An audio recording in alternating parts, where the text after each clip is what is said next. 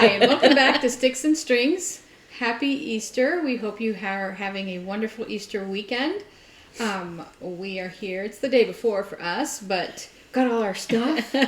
Got all our festive stuff. We've got our, what are these? Whopper Malted Easter milk. eggs? Yeah, they're, yeah. Whopper eggs. Whoppers. Shaped like They're eggs. And colored. So we're here. We're plugging along at all our things. It's the first Sunday of April, right? No, second Sunday of April. Second Sunday. Yeah, because April Fool's was last week. That's right. I don't know what date it is. I'm just here. I show up. I think Eve's going first today. Yeah. You know, my son's birthday is today. Oh, yeah. And Happy birthday, Rob. Yeah. And Robert the Magnificent. so every year his birthday falls very close to Easter. So there's always lots of candy and stuff like that for his birthday. And so my birthday, there's candy all month long. Yeah, because of October. Mm-hmm. My birthday, it's just fireworks. His job, they got him a cake. Aw. Yeah. That's nice. That was nice. Huh? Fun. Okay, so the first thing is I have a finish. Yay. Which What one is is The that? that? Sewing Bee, Oh. Eric Michaels, Oh, is which that the- was supposed to be finished in February. Oh, okay, but that's the berry. Yeah, it's the berry, and this I had to change the color because I put the wrong color on the word sewing bee, on the words sewing bee. But I like it. I like the red on there. It looks good to me. So I said, I need to finish some berries. I have a lot of berries done. I don't have all the winter berries done. And I keep telling myself, just wait until you have all the winter berries. But Famous last words. I have the 2 winter berries, which I finished. I have this sewing bee berry. I have the nativity berry. And I have the lots of jolly berry. Mm. But the lots of jolly berry, I plan to do crocheted tops. Have I started those? I didn't bring my knitting over here. I forgot, and it'll be all right. If you hear any random yelling, it's my nephew Robert. He's playing a video game with his friends. It's birthday video game day. I did. Naomi helped me figure out what was going on with it, and Oh, how did that turn out? I you find it? I was not minus stitches. I was plus like 6 stitches, So what'd you do? and it probably happened sometime before the The lace. lace, or just after the lace before I started the next thing. Oh, how many did you have? I had 6 extra, Oh, okay. So you had and I counted it. 122, 4, something like that? Yeah. So I counted it over and over. I'm like, I kept like losing my place of where I cut. So I took a piece of yarn and I went through Yes. every 10 stitches Yes. until I got to the end. Because I do that with my cross stitch, you know, Mm-hmm. and I was like, okay, it's not any minus, it's 6 plus. Okay. So as I went down the row, I decreased evenly, Yeah. you know. And to me, it looks fine. I actually should stop the film and go get it. But you'll see it next week. Yeah. Yeah. So I did do the pattern the first time. Although for me, it looks like the pattern is very, very, very loose. And I don't know Yes. if I'm doing it wrong or that's how it's supposed to be. No, I think it is supposed to be. It's like where there's the 3 yarns cross like that. It is supposed to be loose. But I mean, I did the pattern and it worked out once I got the right number of stitches. Yay. And Well, that's good. and like I said, I forgot that I had worked on it. So if you watch my channel, you'll see it. I'll try to remember to put it on my channel. But and the link's below on our link tree. Well, we can put a picture of it. Here? Yeah, I can.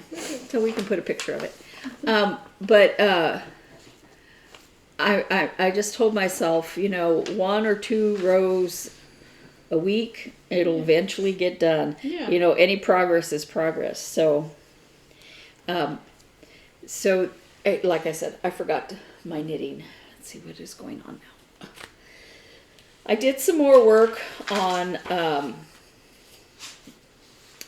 the Burberry Erica Michaels with the snowman. And I took it out to show you guys what I've been working on and went, well, that's not right. I have one of the teeth in the wrong place. I told her he needs a dentist. He's an orthodontist. So the first thing I'm going to work on while we're here is to fix his mouth. Because he has one tooth way out? Is that why? No, this one is too far down, and the I hole see. that I left for it is showing. Mm. Oh, Anyway, it's cute though. I started on his little collar. scarf. It's a scarf. Oh, It goes so flying cute. up over here. And I keep saying I should work on these birds. It's Doesn't so matter what part I'm working on. So, yeah, so I'm going to try to fix that before I do, because the next time I pick it up to work on it, I'm afraid I'll forget that I need to do that. Yeah, that's what I always have. I always have to like find a stopping place where I won't forget what I was doing. I don't do that. I don't come to it and go, what the heck was I thinking? Yeah, I don't do that. But if I see an error and I don't fix it, Yeah. Anyway, after that, if I have time, I will be working on my WIP-GO project for this month, Twin Peak Primitives Black Halloween School, and I am working on this one, and I can't remember what it's called. And Got the one with the big pumpkin face? yeah, this is how far I am on that. I love that fabric. I've gotten pretty far in a week. So much. How come the kitty has a stripe? Because I did this bottom part right here, and then I counted up to do his head so that it would be easier to have a continuous flow and not have to like string things along, I see. because I had a new thread. I see. So Yeah, so now you just have to do fill-in on the middle. yeah, and then I'll be dropping back down to the pumpkin, so it'll go. This is a half stripe of pumpkin right here, so it'll come back. It'll come to that half stripe really and cute. fix. Yeah, this blob is a spider. Spider blob. Yeah, I don't know how much backstitch is in this pattern, but the backstitch doesn't show up on the pattern keeper. Oh, so on your electronic thing. yeah, so I have to look at the PDF in order to get it. So anyway, I love that fabric though. That's so cute. I love the way it turned out. The first time I did this, it was like I wasn't like trying to do anything specific. Mm-hmm. I was just playing, and I liked it so much for this. I think a viewer told me you should use that for a Halloween one, and I thought that's a good idea. Thank you, viewer. Yeah. Faithful viewer. So, in the effort to any progress is progress, I picked this up, Winterberry's, the last Winterberry, Erica Michaels, and I think the picture I have from last week shows a W and a part of an O or something, so, but I could have sworn that I did more last week. Or maybe I didn't show it last week. I don't know. But I have the whole word woolly, and the top of the, it's not really the top of the it's the back end of the sheep, its little tail, and there's a gap here which will be the, I don't think this is a sheep. Or maybe those are ears. Maybe this is supposed to be, maybe this is supposed to be a hat on top of his ears. Does he have a hat? Well, I just said, does he have a hat? see, it goes like Does that. he have a hat? And Think of it I as think bat. Oh, they are hats. Oh. It's The like a little the woolly hat. Let Little me see. pointy hat. see, see the this is the one I'm working on right here. Yeah. But that I think this. I was thinking it was like part of his head or his tail, but I think it's a Oh, it's hat. a different color. Yeah. No, it's Yeah. it's a. It's a little. It's The one of sheep those are long. wearing long hats. That's very cute. So anyway, that's as far as I've gotten. I haven't. Yeah. And that one has earmuffs. Uh, I haven't spent a lot of time that's cute. on it. Yeah. See, it's a different color for a little hat. That's very cute. I think it'll make more sense once I get more stitching in it. And I went to try to work on it, and I was wanting to put in more white, and I kept getting the. See, like even now I look at it and I'm like, that stitch is not right. Where instead of having an even cross, part of it is like this. And I was like, okay, obviously I'm not supposed to work on this right now. And then,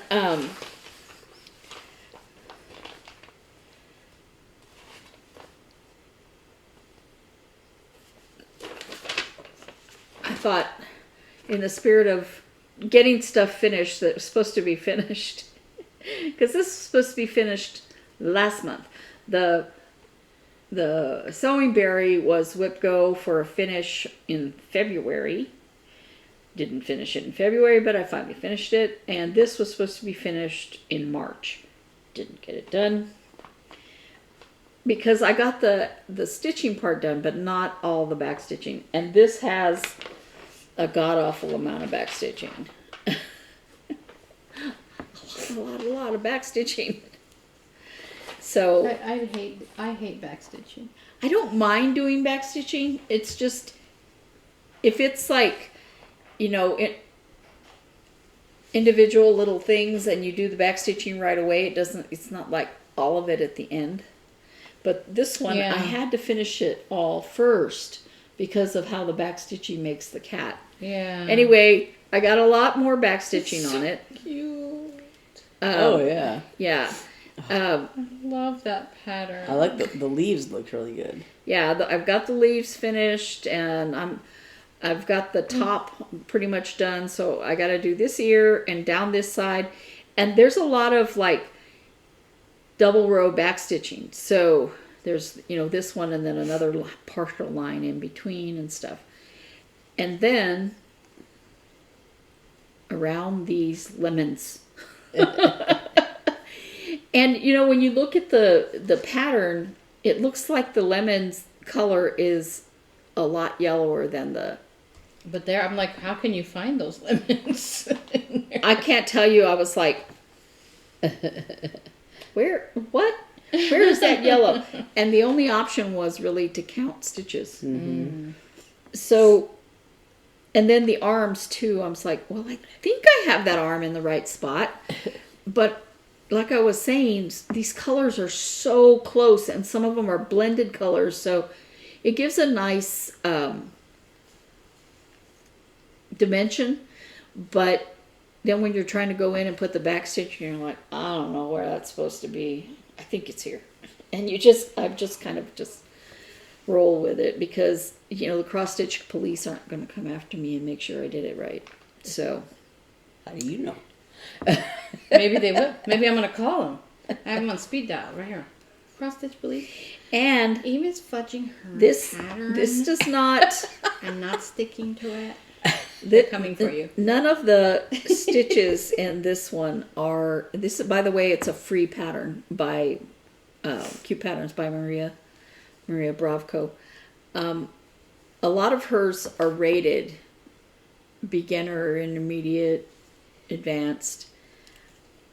I have an advanced pattern of hers which I haven't started, which is absolutely adorable, and I will try to remember to put a picture here of a robin, which Oh. I'm anxious to start. But I want to get some of this other stuff, like the berries and stuff, off my plate before I start anything. Okay, I say I want to start that, but I kept trying to start those Easter patterns that I bought.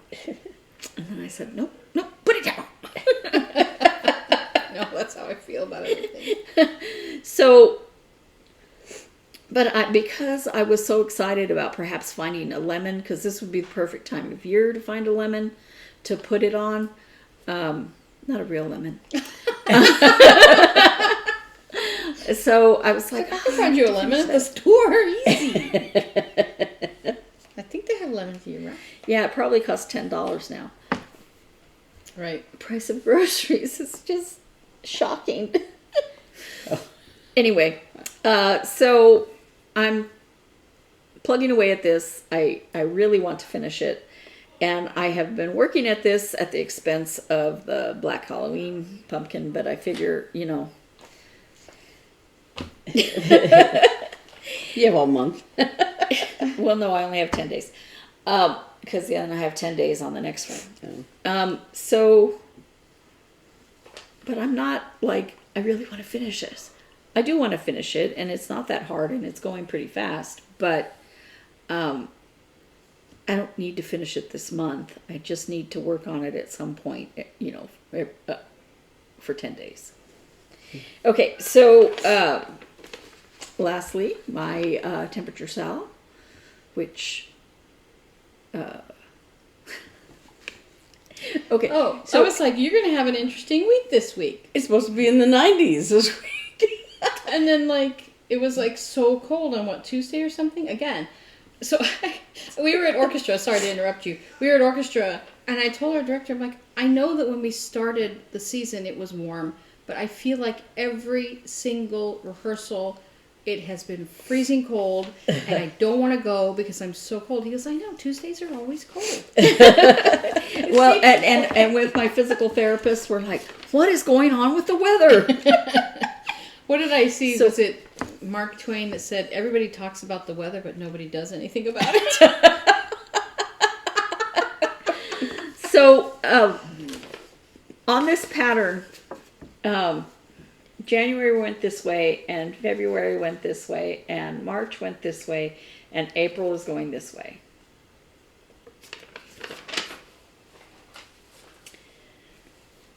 What did Or you do? something like that. Well, did you do it wrong? January, February, March, January, February, March, April. and so here's April, right? Uh-huh. And you can see we had a run of warm days, and then a very cold day, and then a little bit warmer, and a little bit warmer, and, you know, hot again. This yellow color is between 80 and 84. So when I did the little edge here, and I went to start this, and because I had 3 days together, I counted out so that I could just do there and back. Ooh, sorry. And I was like, wait a minute, what is wrong with this? It's running into the edge thing. And I was like, because I'm making the arrows the wrong way. Yeah. You know, because I've had a month of going a certain direction, and so I had to take it all out. Let me see it. I want to see your stitching part. But I love the different colors, and I love how it has us remember that this season has been very weird. It has been weird. You know, a Because pop it's of a hot warm day, days and then in March. Yeah. Mm-hmm. And then what color is 90? I don't have. I have it. think Eli saw 99. Well, like but see, that's tomorrow, not Monday? unusual. That's not unusual for No. April. Remember Hannah's birthday when she was 3? It was like, Yeah. It's not unusual for April, but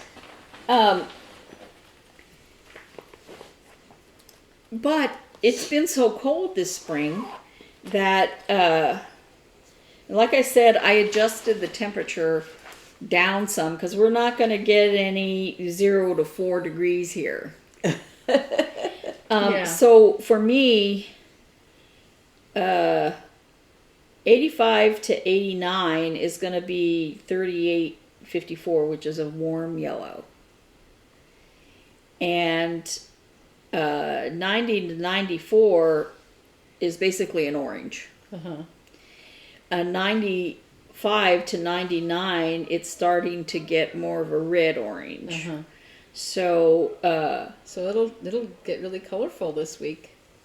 And then I heard it's supposed to go back down, like to the 60s or something crazy like that. Yeah, we're having, and you know, honestly, I like it. Honestly, except you don't know how to dress, you know. I have 4 coats in my back of my car. the Phoenix coat syndrome.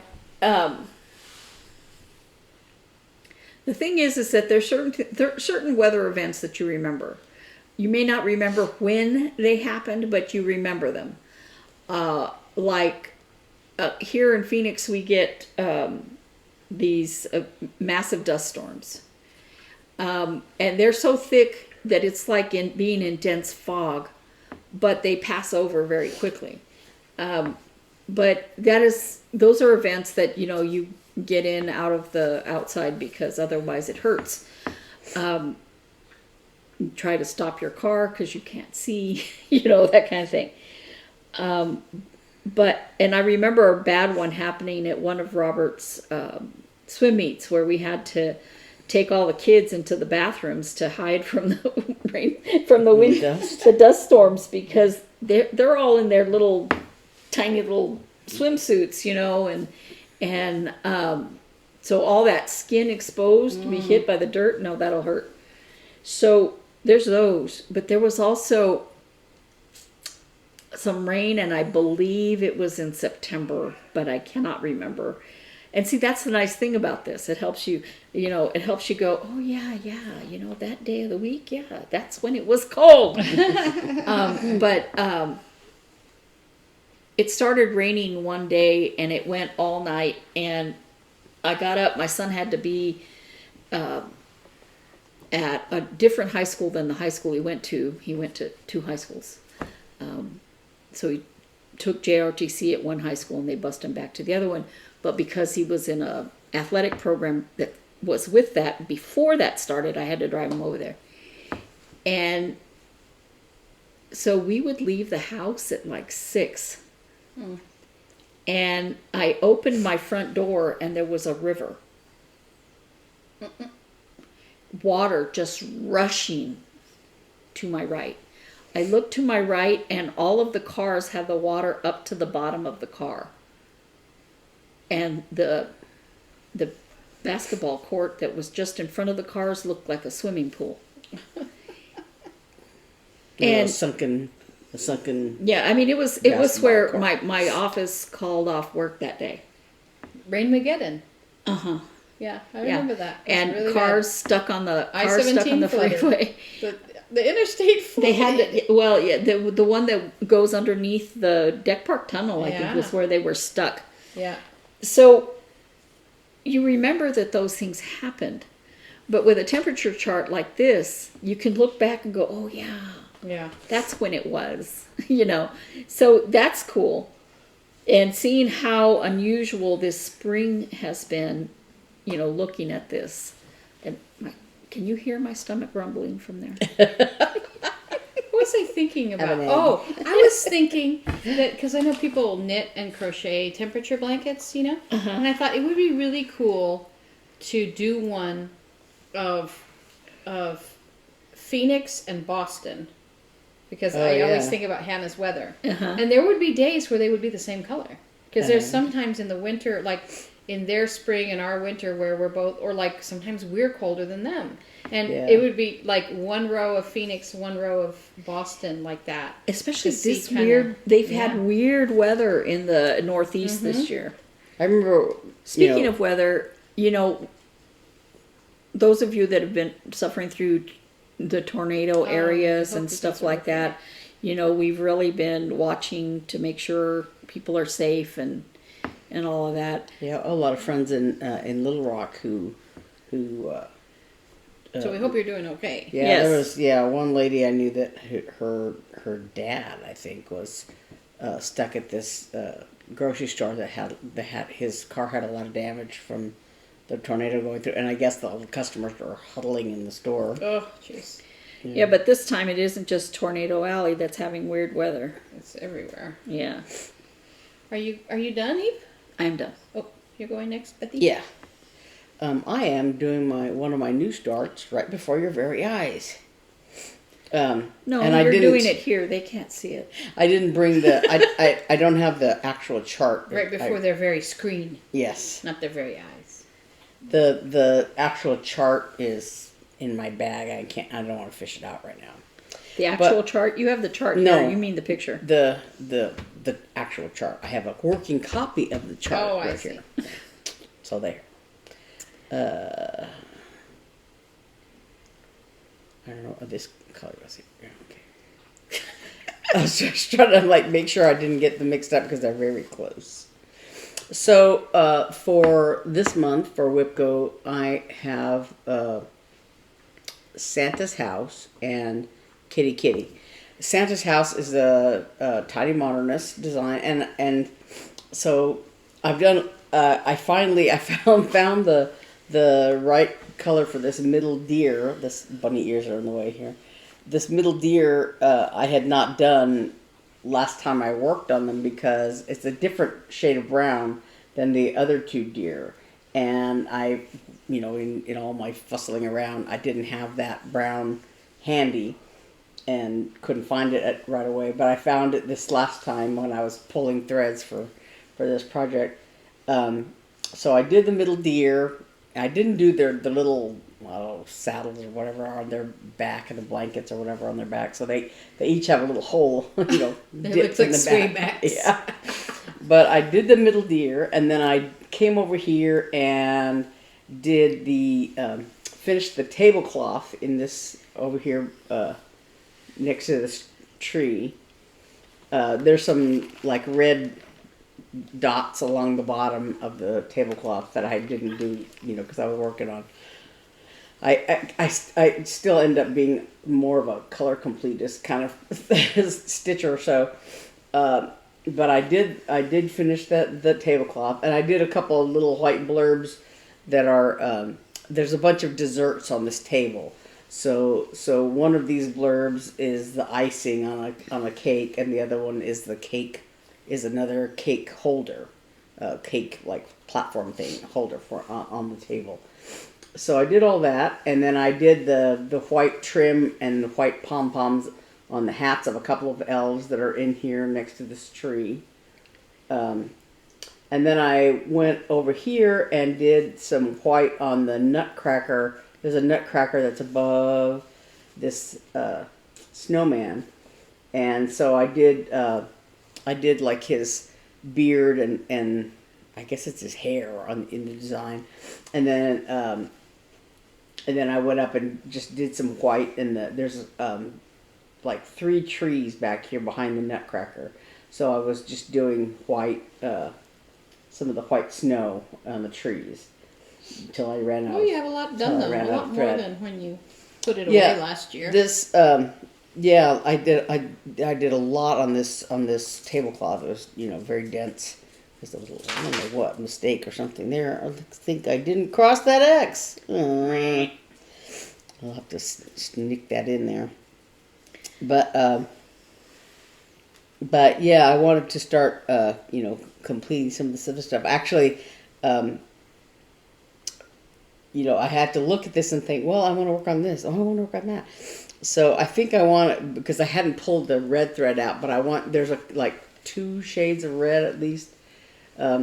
So if I can find that, I can finish the work on the sled and then finish the little saddle things on the backs of those deer. But anyway, so that I've done just about, I stuff a couple of days ago. I really only did I ended up goofing around and not working on it till late at night, so I only put in a couple of hours. But I've done about 4 of the 6 days on that one.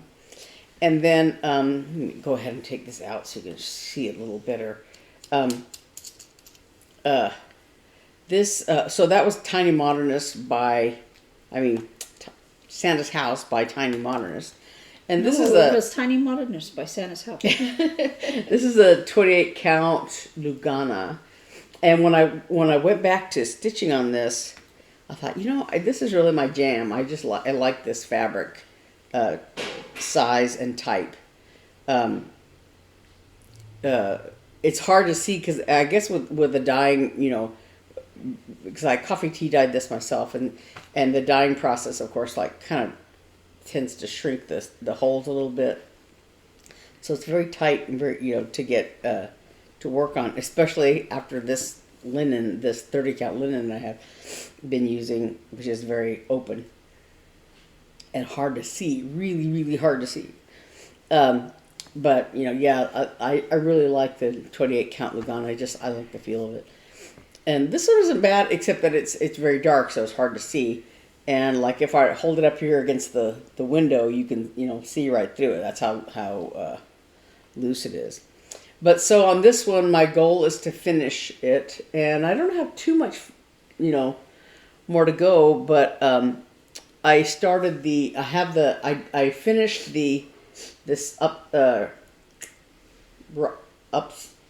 right side up triangles under, and then the white border around them.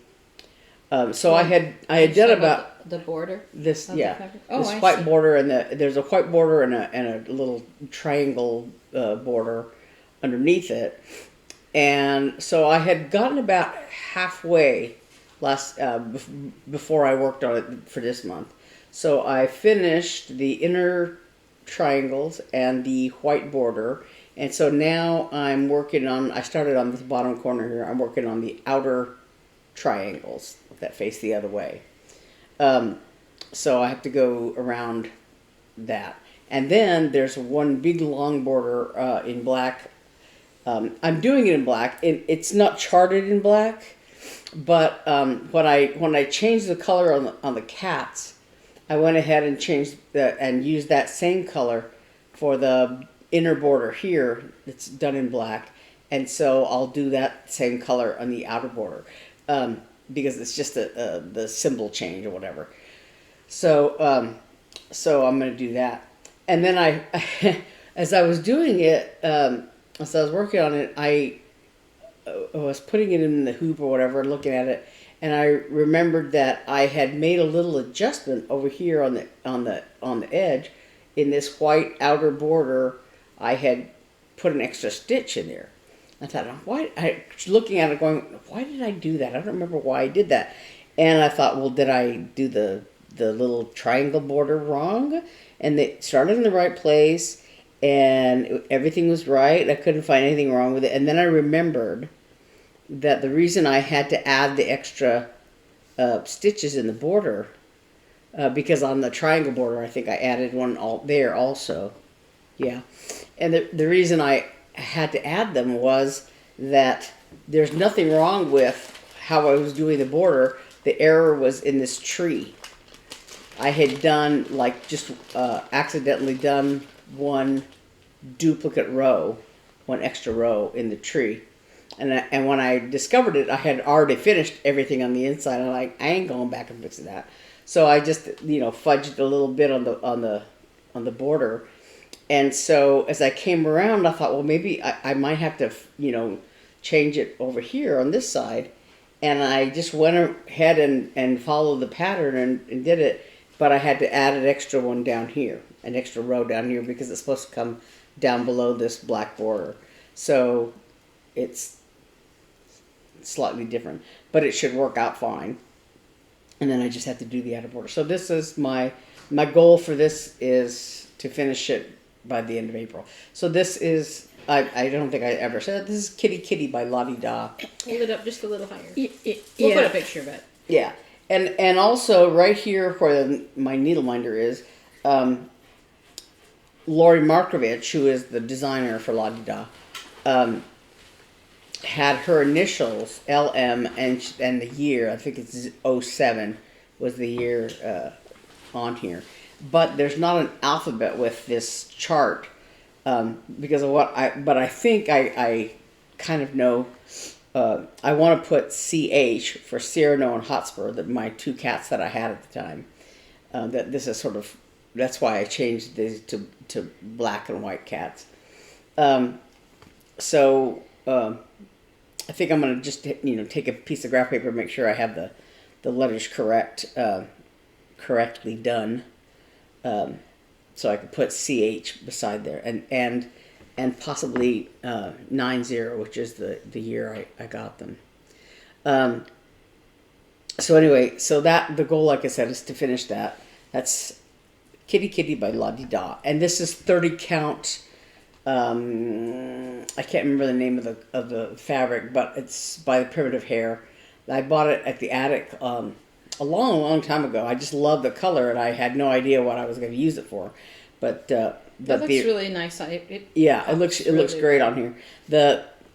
I did adjust the green color a little bit, because it was very similar to the fabric. It didn't show up well, but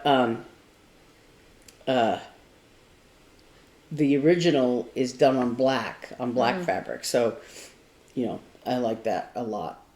And then the other thing, and I don't have a picture of it handy, I'm going to have to put it here, insert picture here, this is one of my new starts. I talked about last time, one of my new starts is going to be the swans from Cottage Garden Samplings, part of their Year in the Woods series. So I've already shown that. I've done the fox, and I prepared the space to put the swans in.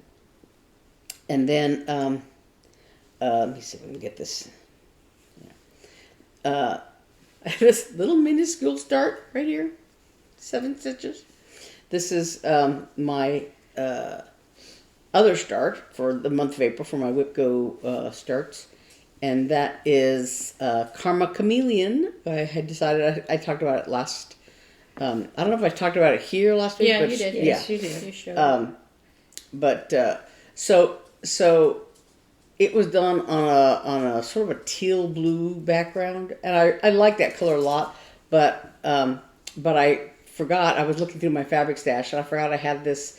This is 25 count Lugana, in the colorway Blue Steel, and I used this for something not too long ago. That'll look good with that green. But I like this. It's not quite as tealy as the original, but the colors look good on it, I think. I don't have all of them. I was going through going, I don't have all of these colors that but I found enough of them to get started, especially the one. I'm doing a center start on this because it would probably, the finished thing will probably take up, a good deal of the fabric, and so what the heck, it's easier to start in the center. So, but this is little arm. So, yeah, and did you ever see? Did I have last week the finished version of Mark's thing? Eeyore and the Bees? Yeah. Okay. Yeah, you talked on the about easel. that. Yeah, I did. Okay, good. Yeah. I knew I had talked about it in my video, but I didn't know whether I had shown it here. Yeah, we showed it. Yeah. But I think that's all I've been doing in Santa's house, and I worked a little bit on the fox, just because last week when I worked on the fox, I was working on this white stuff in his tail, and I ended up pulling part of it out because I had done it backwards or whatever. So, but it's not significantly different than it was before. I just put in a few of those. But that's me. Is that you? Yeah. Okay, so I am diligently trying to be a good baby and work on Jordan's sweater. It's growing little by little.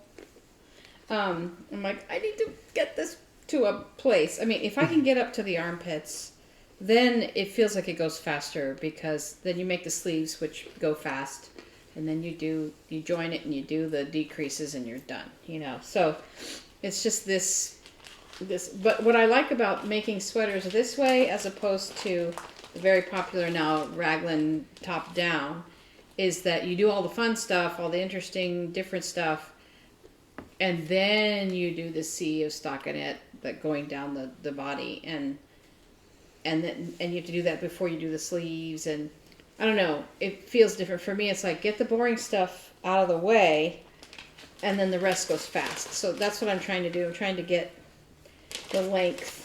And I need to contact Jordan and say, tell me exactly how many inches you want to, from the hem. Do you want it down below your behind? Do you want it right at your waist? So I need to contact her and get her to give me some measurements, so I can say, I'm only X inches away. Because right now I feel like, well, you put this on, be a little midriff sweater, show your belly. But yeah, but young girls don't. They might, and she might want it right at her waist. Hannah wanted it below her bum, and so I don't know where Jordan wants hers. So I need to contact her. She basically told me to make it just like Hannah's, but everybody, when you really think about things, you think a little differently. So I've been working on that. I took out again Mark's. It's quite a thought when you think about it. Huh? It's quite a thought when you think about it. When I took out Mark's coaster again, you can really look at the end. You can see it popping out. So I was working on that again, just to get her done for fun. That's not on my WIP or anything. I don't think it's even on my WIP calendar. You started it after. Yeah, I started it after. So I've been working on that a little bit. I spent an entire night sleep knitting one row of that stupid thing. And when I woke up, I realized, oh, there's a mistake. I was like, it was one of those things where I have to put in laundry and it's late at night, so I'm going to do something while I'm waiting. And I basically slept through that whole row, woke up and found a mistake, had to undo it, redo it. So it took me hours to do one row of that. That's why I didn't stitch on Thursday night. I know, it's so stupid. So then my WIP-GO, one of my WIP-GOs is that crochet camper, and I have not started it yet. But I was working on this one, and I don't know if you remember where I was in this, but when I was here last week, I was somewhere this is my camping blanket. I was somewhere down here, and I was able to turn the corner. And I'm here now, obviously. And I had to remember how to do it. While I was sitting here in this video last week, I was remembering how to do it, and then I got the hang of it. Turned the corner quite nicely here. So it's coming. And so this is something fun to do, just in little bits. So eventually this will be my... Is that one of your WIP-GO? Yeah, this is one of my WIP-GO calls. And I call it my camping blanket, because I started it a few days before we went camping last summer. And I told myself I would work on it while I was camping, which I did. But then I put it on my WIP-GO because I realized we don't camp every weekend or anything like that. So it's going to, what it would take 10 years to make this blanket. So I've been working on it. It's quite nice. And it's easy. You have to think about it enough to not be boring, but you feel like there's a lot of progress. And the color changes happen on their own with this yarn. It's this Low Pill Soft and Sleek by Yarn Bee from Hobby Lobby. And it has these great color changes. I don't even know if this is enough. I only have 3 skeins of it. But I'm figuring I kind of want it for a cuddling blanket when I'm sitting in a chair and camping. And I don't quite care that if it gets dirty because it's acrylic and washable. So I don't need it to be huge like a bed blanket or anything. So just like a lap. So there's probably enough yarn. So I've been working on that just here and there. I kind of dig working on straight needles. I don't do it enough anymore. So it's kind of fun to do it. And then this morning I went to Tempe Yarn and Fiber. Because remember I said, I got gig money and now I want to use it on yarn. So I did. I was very boring and put mine in my savings account. Yeah, well, as you should. That's the right thing to do. But but it's not fun. But I petitioned the committee, as we say. Mark is my committee. I'm his committee. We have to go before the committee and present our plan. But this is mostly what I wanted to spend it on is a gift for a future gift, obviously, for Hannah's violin teacher. And because in 1 year from next month, she'll be graduating. So I'm like, that is a good timeline for me. And I was like, I shouldn't buy the yarn until I get to a stopping place, like in Jordan's sweater. I shouldn't start something new, la la la la la, because I love to torture myself. But I was like, I've got this money, and if I don't do it now, I'll wind up spending it on other things. So I went to the yarn shop, and I just went this morning, and I am making this shawl. I'm going to put a picture here. It's called the Yara shawl by, let me see. I better look it up before I say wrong things.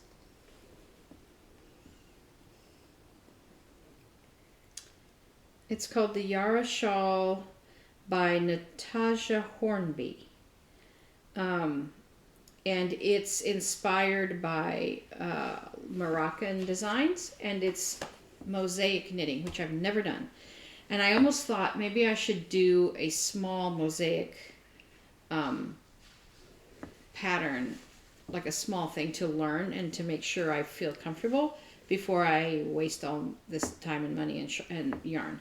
So I may do that. I may find something maybe by her, maybe a hat or I don't know what, to do. Probably something flat though, because this is flat. Just so that I'm comfortable because I've never done it. It's something I'm learning. But it's really, really neat. Is it the what is it about it that makes it different? It's a type of color work. So you can see it here, but I'll put a close-up, a better picture. These are the two colorways they suggest, but of course you can do whatever you want. And I've shown this before in our shows here, but like the hat I did, that was like real Fair Isle color work, where you have two colors of yarn. Remember the hat, the Norwegian hat? Mm-hmm. 2 colors of yarn, and in each row you alternate those 2 colors, whether you do like 2 red, 1 yellow, 2 red, 1 yellow, but you're always doing red and yellow in the same line. Mm-hmm. And this, while it's 2 colors together, what you do is you knit one whole, it's all done with slip stitches. So you do one whole row, either knitting or slipping with one color. And then like, okay, I'm going to show you with this. So this is my sweater, right? But if I had 2 colors of yarn on here, I would knit across like this with one color to the end. And then I would come back to this end and knit again across here with the second color. So I would be either knitting or slipping a stitch. So if I slipped a stitch, that color would show up on that line. And the knitted stitch would go a row below. So say I knitted 3 grays and slipped 3 grays, then on this line you'd have whatever the new color, say I had black, you'd have 3 black, and then it would be 3 grays. Mm-hmm. Then I come with the red or whatever, mm-hmm. and I do the same thing, knitting and slipping all the way across. Mm-hmm. So you have 2 colors in each row, but you don't ever knit with 2 colors. Mm-hmm. You only knit with one at a time. Mm-hmm. So every row in the shawl is done twice. You go with one, like in this case, it'd be like black, and then cream, and then black, and then cream. So you're never having to carry yarns, mm-hmm. like you do with Fair Isle knitting. You have to carry the yarn behind, and your tension really is important, because that carried yarn can either be too short and pucker the work, or be too long and get caught, Mm-hmm. And then you also always have those carried yarns on the wrong side of the fabric. So like in a shawl, something flat, you'd have the front that was pretty, but then the back would have all the carried yarns. Mm-hmm. In mosaic knitting, you don't have any of that. Mm-hmm. I don't really know what the back looks like. I've never done it. But it's obviously not going to be carried yarns. So what happens is those slipped stitches kind of are elongated, and they go over 2 rows. So you'll be witnessing it as I work on it, when I finally decide to start it. But like I said, I've never done it. I've only read about it, and I've read and read and read and read and watched some videos, but people do it differently. So I need to find like how this, and she recommends doing the 2 rows at a time, and so I need to kind of investigate before I cake up this yarn. But here's the colors. So it's going to be, and I was at Tempe Yarn and I was texting Hannah photos because I was like, what do you want? So there was, the options were, I wanted black. She's a musician and she wears, so musicians wear a lot of black. And she also wears a lot of red. She's this beautiful woman. And she wears like, red coats and she looks gorgeous in red. So I wanted just something classic. So I had the options of this yarn. I'll put pictures here. They don't look, in the photos I took on my phone, they don't look quite as different as the naked eye sees them, right? But there was a snow, what they called snow, and then there was this color, which is limestone, and then I had a gray, an actual gray. And of those 3, Hannah picked the limestone, even with those photos. And I think it's a good combo because it's not exactly white, but it's contrasted enough and it kind of gives a warm feel to it. And then as you see in the pictures, there's a contrast, and that's 2 yarns held together. And you could do 1 thicker yarn in a contrast color. But I decided to do the 2 yarns held together and do a gold and red. Eli had first picked out for me a Christmas red, which was a little bit, looked more artificial. I can't describe it as all artificial, right? But it looked more like bright and flat. You mean they don't have red sheep? No, they don't have red sheep. But this one had a little more depth to it. So this is just called plain old red. It wasn't called anything fancy. And then this one's called do do do do Sunflower. If you know the song, you'll get it. This is sunflower and this is red, and I'm going to hold them together to be the contrast stripe to this. I think it's going to look really pretty. And I think that red will really pop, and it's very similar to, I'm just stealing the idea of this colorway. Let's see how that red pops. Yeah. So nice. This is like a dark green and cream, I think, with yellow and gold, or yellow and something like, it's like yellow and old gold, it said, for this one, which I kind of really liked, but I really thought the contrast of the black and, basically black and white on this side. So those little things, are those knitted, or are they like buttons, or some kind of pom-poms the something? Edges, that's a knitted knitted picot Yeah. edge. Yeah, it's a finishing. Yeah. Yeah, That's it's nice. just a little picot edge. You can see it real good there. So yeah, that's just a technique. And the way this is made, you'll see in this photo, there's a star. So that star, what you do with this shawl is you make it, you'll see that some lines go side to side this direction, and then these go this direction. Oh, I'm messing up my iPad. Oops. So you start the shawl in the point and you go this way. And then when you're done, you pick up stitches all along this side, and then you knit this way, which is kind of cray-cray, but I'm looking forward to it.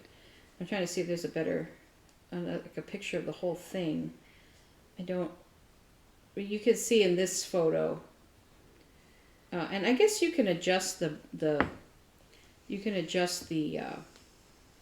size how you like, but I'm going to make it as big as possible.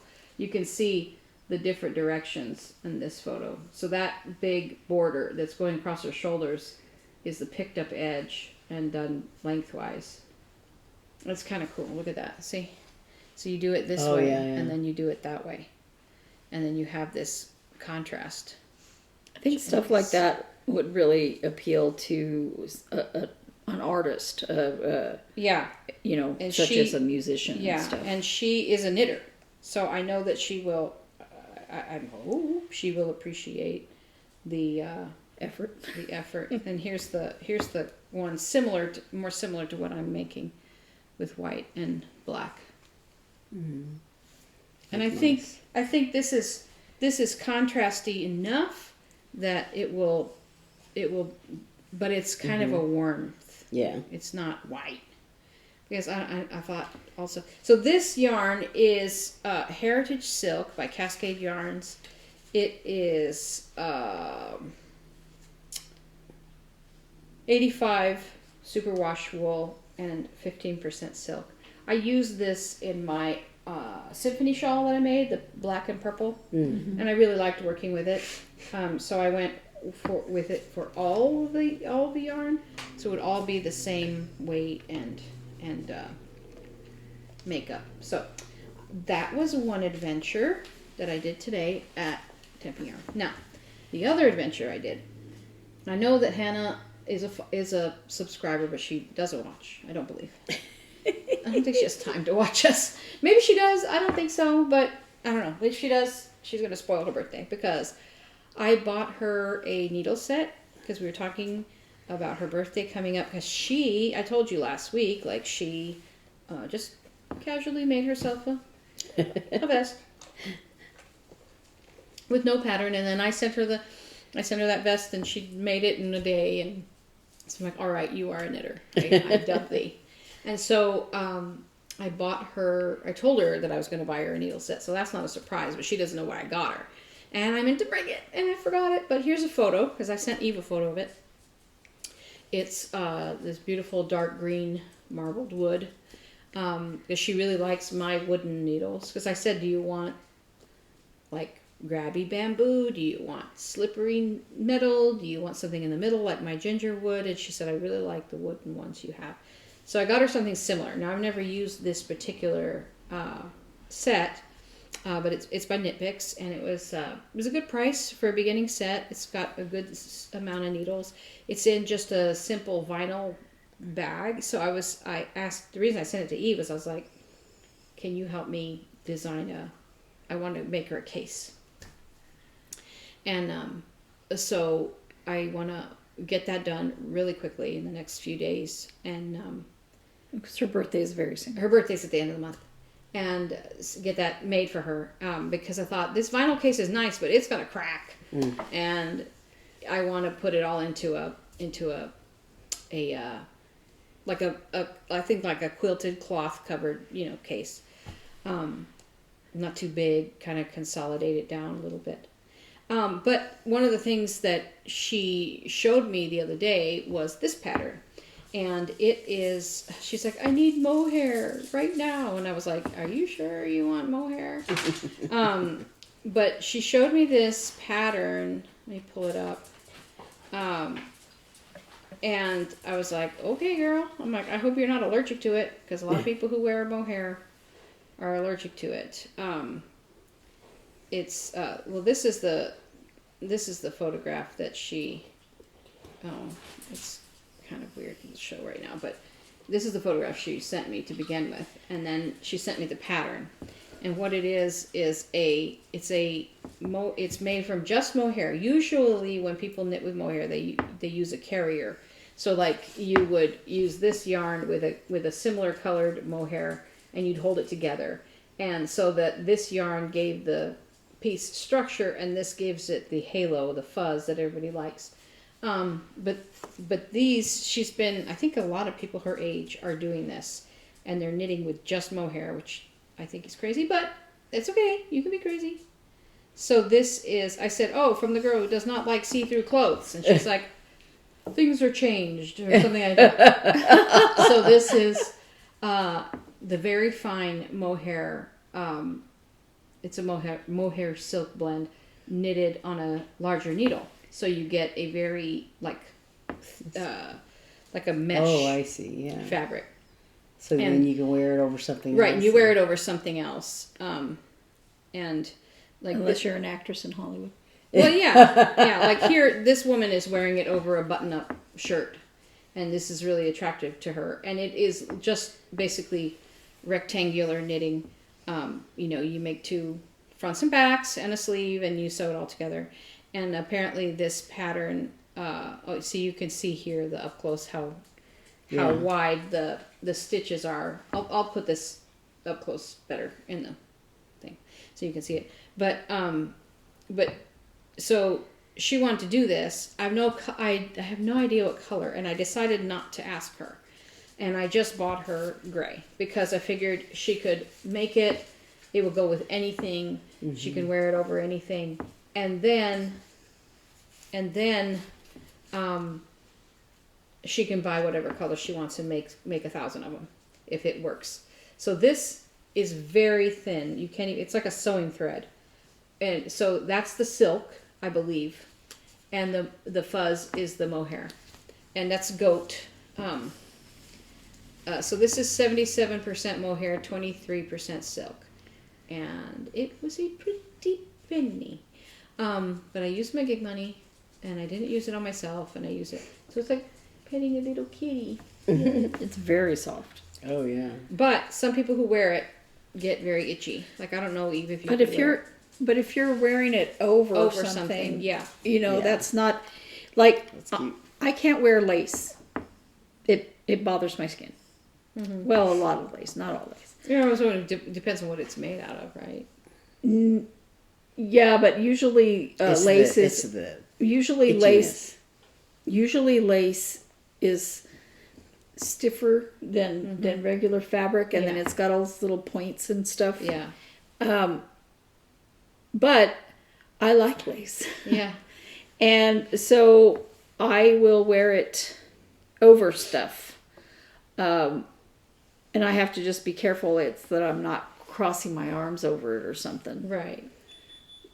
I remember when we were young, it was like one of our first piano recitals, and my mom had bought us matching dresses, and they had like elastic on the sleeves and the end of the sleeves, elastic, and then a little trim of lace around the edge, and my mom had to take Eve's off because it was making her itch. Around her not just itch. I mean, it was bad. Making your skin bad. Probably also, like, commercial, it probably has a lot of sizing and stuff in it, which probably irritating as well. Makes it stiff. So this, I bought her, I tried to judge in the pattern, because of course the yarn they recommended was a different yardage than this. So I tried to judge like what size she might want, if she wants to make a big one, if she wants to make a small one. So I bought her too much. I bought her 5 balls of it instead of just like it said 3, 4, 5. I bought her 5 so she could make as big as one she wants or whatever, and she'd be able to do that. So that's her surprise. She does not know about this unless she's watching this video, and so surprising. That way I thought she could use this, see if she even likes working with it without, because she's like, I don't have mohair money, she said. So I was like, all right, I will get you mohair. She doesn't know, and I'm surprising her with that.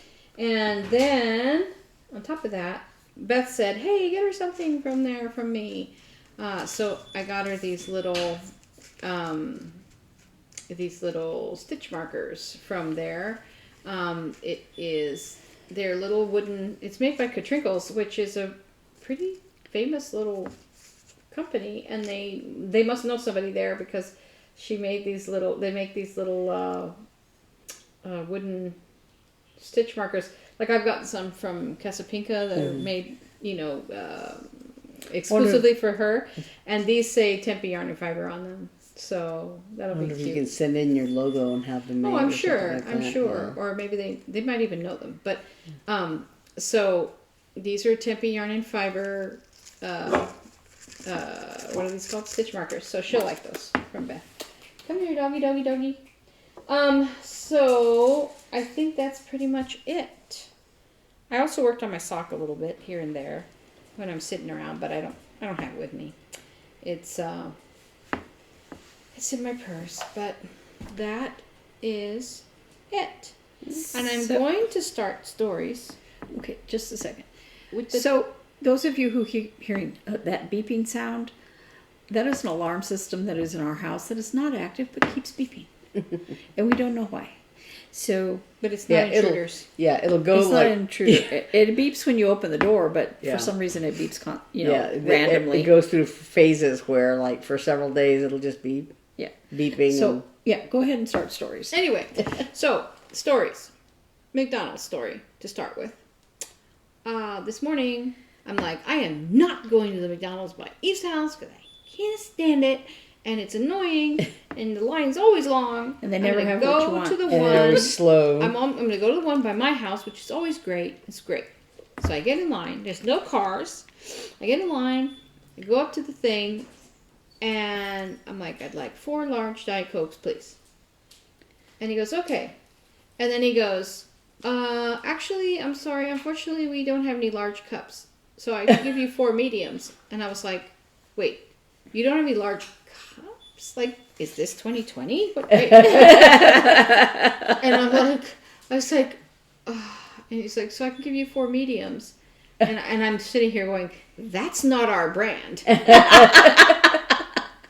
Would it be paper cups? I'm like, okay. I said, okay. For those of you in different parts of the country, here, at least in the Phoenix metro area, I don't know about other parts in Arizona,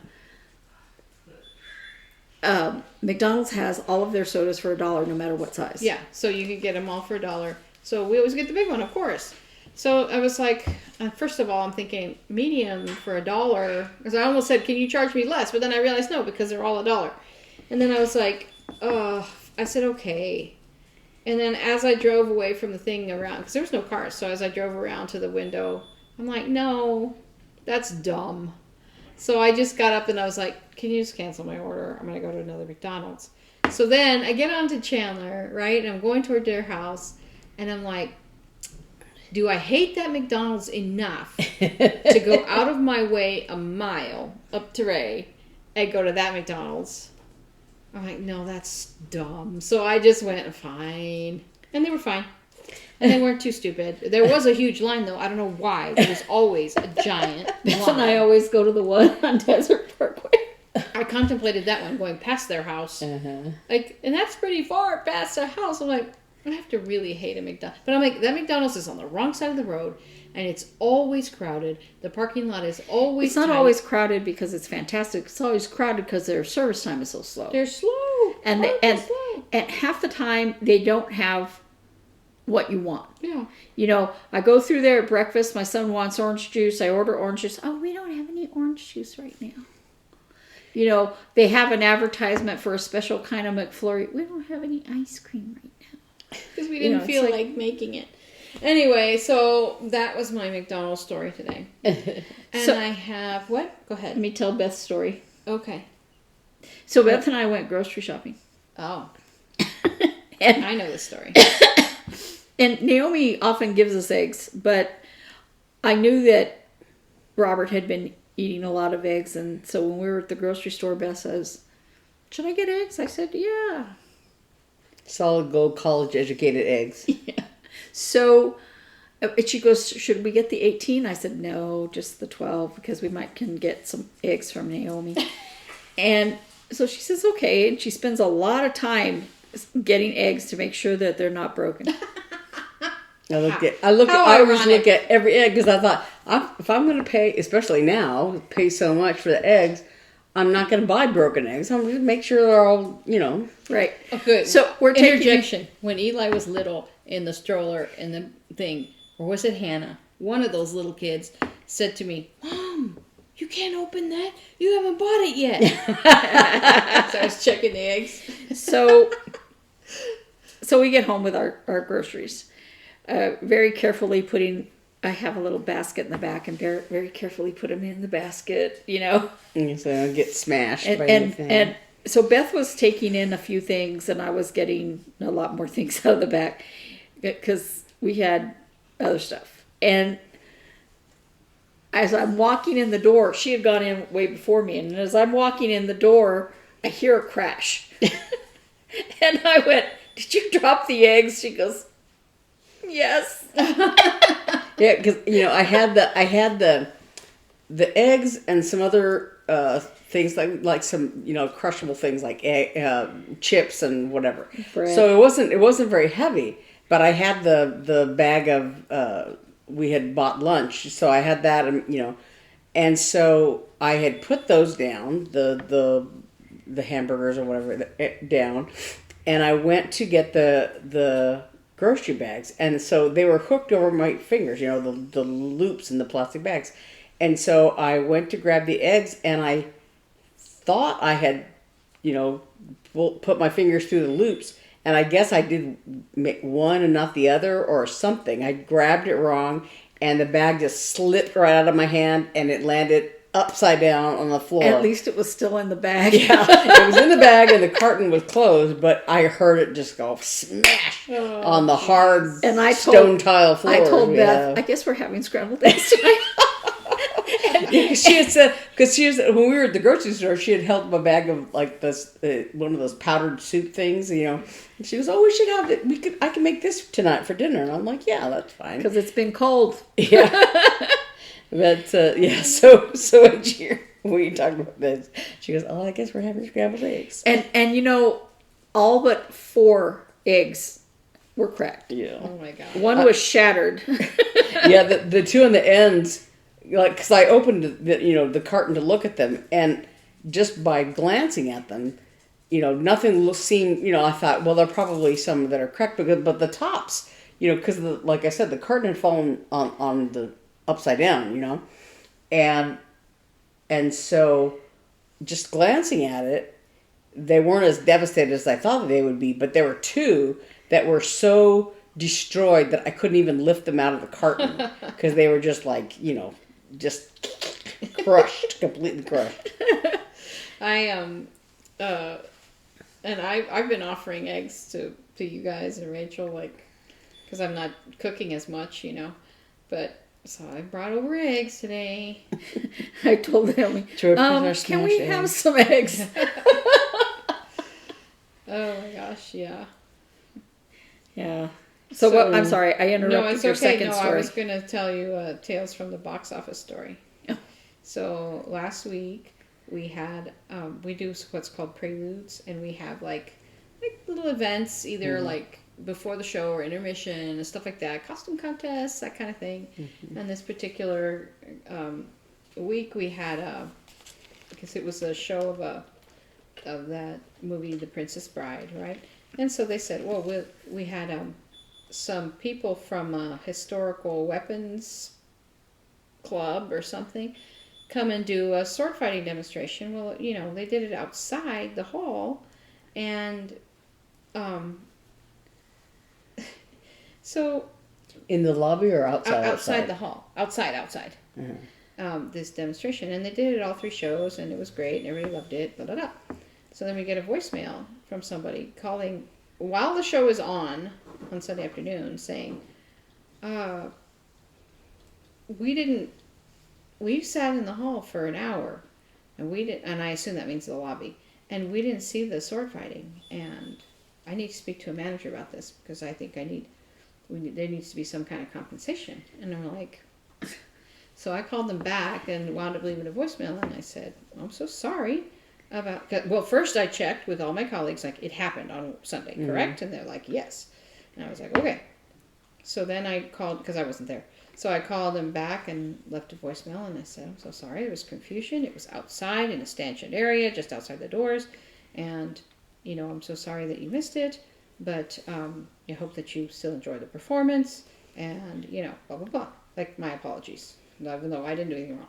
But anyway, that's what you do, right? Mm-hmm. So I'm so sorry. It did happen. It was outside, blah, blah, blah. Well, that was Monday that I called back. And yesterday, right at the end of the day, we got a call. And this person, same family, they wanted monetary compensation. We're it happened. And it was free, and that wasn't the point. Exactly. And my manager was like, there's nothing to compensate you for, because it was a free thing that happened, and it was not what you paid for. You paid for the performance, which was, Like, did you even go to the performance? Like, isn't that the point of the whole thing? Anyway, it was like really like. And if they were so hot on seeing it, why wouldn't they ask where it was? Exactly. Mm-hmm. Exactly. My manager said, there's symphony staff and ushers that are there to answer questions. And if you didn't ask the question, they wouldn't know that you needed to be guided out there. And, because I guess the person was saying, like, no one told us where it was or guided us to it, or I don't know, something like that. I didn't hear the whole conversation. You would think that, especially because it was kind of cold outside on Sunday, that if they were sitting there in the lobby, maybe they didn't want to attend the thing and stay inside. Are you supposed to walk up to every single person and say, "Did you want to see the sword fighting?" But I'm like, why wouldn't you? You see people with badges, you see ushers, you would say, I came here, one of the things I wanted to see was the sword fighting. Where is it? Mm-hmm. Why aren't they doing it? If you're going to get mad, say, why aren't they doing it? And then everyone would say, it's outside. Mm-hmm. I would assume that sword fighting would be outside just because it's sword fighting. Thought, to give them the benefit of the doubt, maybe when they walked in the front doors, it was like, front doors, sword fighting. It was like right there. But maybe there was a crowd of people around, and so they didn't see it. But okay, but then you go in, you're like, hey, isn't there supposed to be sword fighting? We came for the sword fighting. Where's the sword fighting? If you just say those words out loud, anyone, either somebody else who walked in, or an employee, or an usher would say, it's right outside. Mm-hmm. Anyway, it was just like, I can't believe the audacity of some people. So, my dog... Y'all seen her little face. She's not a huge dog. I don't understand how that dog can take up so much of my bed. So I was reading or something, and I was on the edge of the bed. I don't remember why I was toward the edge of the bed. And I felt her come up beside me and shove her back against me like she wanted to snuggle up real close. Okay, not a big deal. That's sweet. Mm-hmm. And so I tried to find a way to sleep when I, was getting ready to try to sleep. And she was kind of in the middle of the bed and kind of like where I was going to fall off the bed. So I got up to go to the bathroom. I came back in and it was worse. And you have to understand, it wasn't her head toward the top of the bed. So it wasn't like I wanted to snuggle up on her rear end, So I kind of tried to shove her, and it's like shoving a rock. And I tried to get her to move, and she didn't want to move. So I kind of had to maneuver around to see if there was a way I could lie down. And I woke up this morning with my neck killing me because I must have slept in some contorted position. Trying to get away from the butt. Well, I didn't want to have my face on her rear end, Well, Hobbs thinks that that's perfectly normal. But I don't know why, when she decided she wanted to snuggle up right against me, she thought, but I'm going to put my butt up to her head. And, a lot of times she does that, but she wants her head up on the pillows. Mm-hmm. One time she climbed up to where half of her body was on the pillow. So Hobbs is such a baby. He's so ridiculous. He comes at night and wants to sleep on me and sleeps on my legs. Like a dead thing. Unlike most cats where, if you move your feet, they go, ah! I can move my feet, I can stick my feet under him, I can push my legs under him, and he's just like a floppy rag down there. And he just sleeps there. It's very sweet. At least he's floppy. Yeah, and in the morning, though, he gets up and wants to be on me. And I call it fish flopping because he lays this way, and then he turns this way, and then he goes this way, and then he goes that way. Okay. My previous cat, Tyler, was also very attached to me. Not as bad, but as good. Whatever you want to call it. But he would always come. We had a thing. He would come up, and he'd get on my pillow. and he'd basically take up my whole pillow, but he would sleep this way with his head and shoulders on my shoulder. So, and I would I used to do a thing where I would put my eyeball right here on his bony shoulder. And that's how we slept. I miss him so much. He was so sweet. And so, but I cannot train Hobbs to do that. So Hobbs gets on the pillow, he crawls up here, and he gets on the pillow, and he puts his butt right here. That's not the same, Hobbs. Stop it. And I try to turn him around, and so then he crawls down. And all the time stepping on everything painful. And then he'll come back, and he'll try to lay on the pillow and put his, so it's like this constant, just come here, and yelled you. But then, like today, when I get up in the morning, he's like, meow, meow. I'm like, you were just slept on me all night. So he follows me into the bathroom, meow. And I'm like, of course, looking at my phone, and he bumps my phone, or he reaches up and grabs my phone like this with his little patties and does all kinds of bad things on my phone. Or he'll jump up on the back of the toilet and come over my shoulder and jump into my arms. So I have to hold it. And he's like, Mama. So I'm like, okay. And then I put him down, we leave the bathroom, and he's still, meow. And I go back to bed, and he still crawls up in the bed.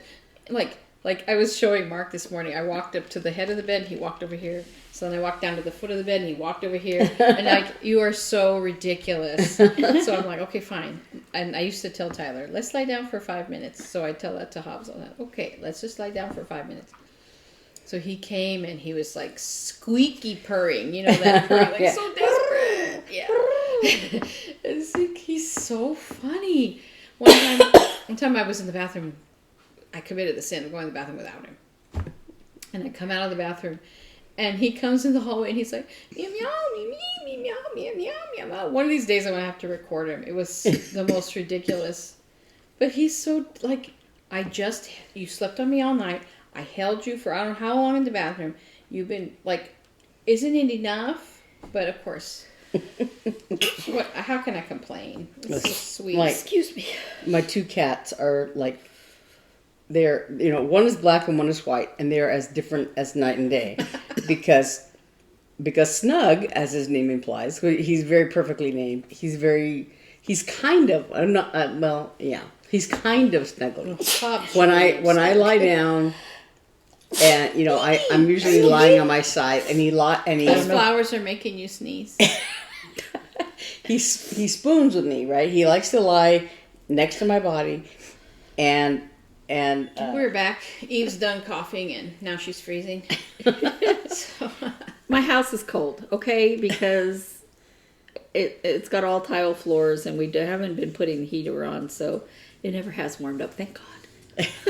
And now it's gonna get hot. Well, last night when I went to the Good Friday service at our church, and I thought, well, okay, it's been coolish. Come here, dog. And come here. And it's evening. It's gonna be in the evening, so I thought, I'm gonna go ahead and wear. I think I just wore, the pants that I wore on Sunday or something, and but I had a long sleeve kind of knit top. And then I just had a sweater over it, that blue sweater I have. And so I thought, I don't need to take a coat. And I just, want to make sure I have something. And it's because that room that they were in, it's, that's the room that our Bible study's in. And it's always kind of cold in there and a little on the cold side. And so I thought, I should be fine. And then toward I was fine during the whole service. And then toward the end, I was like, I'm really hot. I was getting really hot. Fortunately, it was right at the end, and but I was just I was very surprised because I haven't been hot like that in days, Oh, well, I don't know. I had an autonomic dysfunction problem last night because we didn't go to service because I felt so yucky. I felt really tired and exhausted, and I got home and we ate dinner, and then I was in my chair with my thick blanket on, and I was cold, and so I fell asleep. And then I woke up, and I'm like, I was, usually you wake up and you feel hot, and you're like, oh, I gotta get out of this blanket. But I was just drenched. I was so, I'm like, what is wrong with me? Because lately I've been cold, just been completely cold all the time. And so I was really shocked. I haven't felt that hot in a long time. And I went in my bedroom and laid on the bed and turned the fan on full blast. I'm like, I'm so hot. But the weather's been insane. We were just looking that it's supposed to get up to close to 100 this coming week. Yeah. Yeah. Yeah. Oh, So I guess I won't be hot at rehearsal. I mean, I won't be cold at rehearsal this week. What I was starting talking about was my cat's sleeping with me.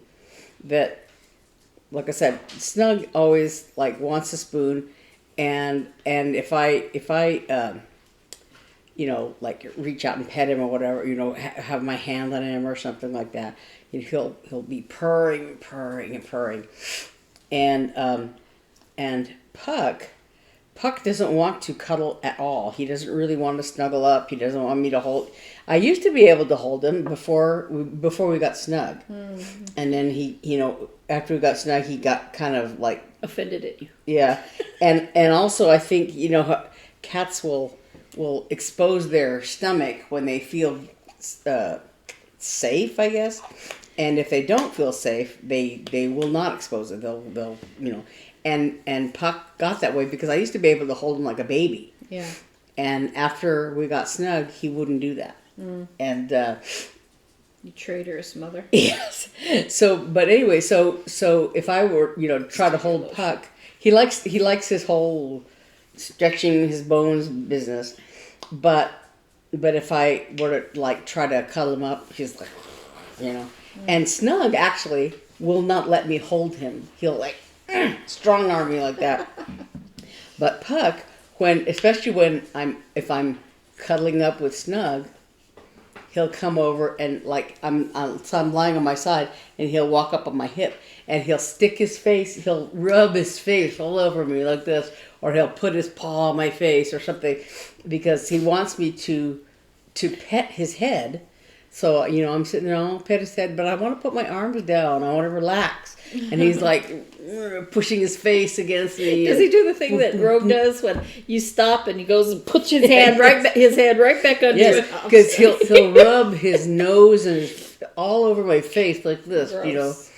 And I'm like, you know, I'll kiss his nose, and then I'll try to turn away, and he's like, you know, putting his paws in his face, and then, you know, and I'm like, you know, just lie down here, like if Snug goes away, I'm like, just lie down here, right here, and I can hold you. No, he won't lie down there. He won't. That's what I call Hobbs and his fish flopping, because he just won't settle down. Yeah, and I'm like, you know, or I'm happy to hold you. Stop it. I'll be like, you know, on my side, and I have my headboard light on because I'm stitching, right? And so then he'll walk up, and he'll stand right here and make a shadow of him, and I'm like, I can't see what I'm doing. I know. Usually when I'm stitching, Rogue will be like kind of curled up beside me, kind of on me sometimes. Mm-hmm. But I guess I was moving around too much when I was stitching last night, because all of a sudden she just got up and looked at me and went to the other couch and curled up.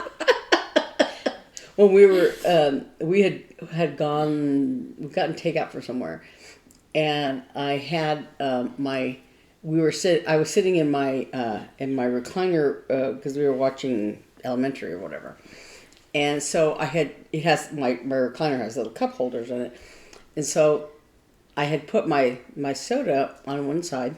Excuse me, I have something in my mouth. But I put it on the left side of my recliner. And I have a TV tray there. I had my food in it. But so I had put the soda there, and I went to get up to get something, and the dog.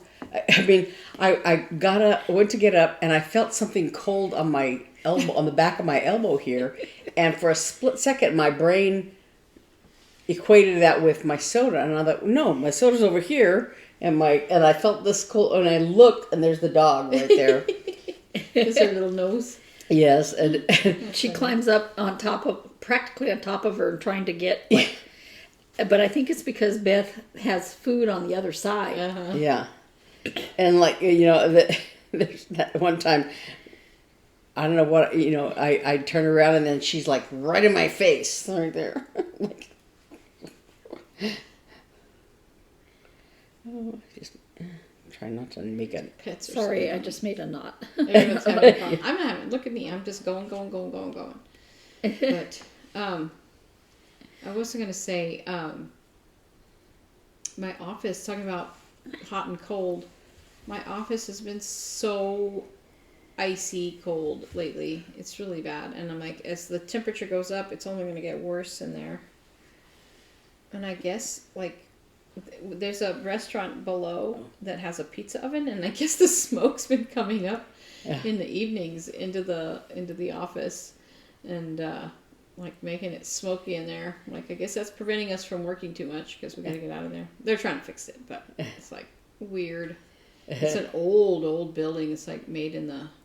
It's like over 100 years old, that building, and it's like I don't know. It's not very good.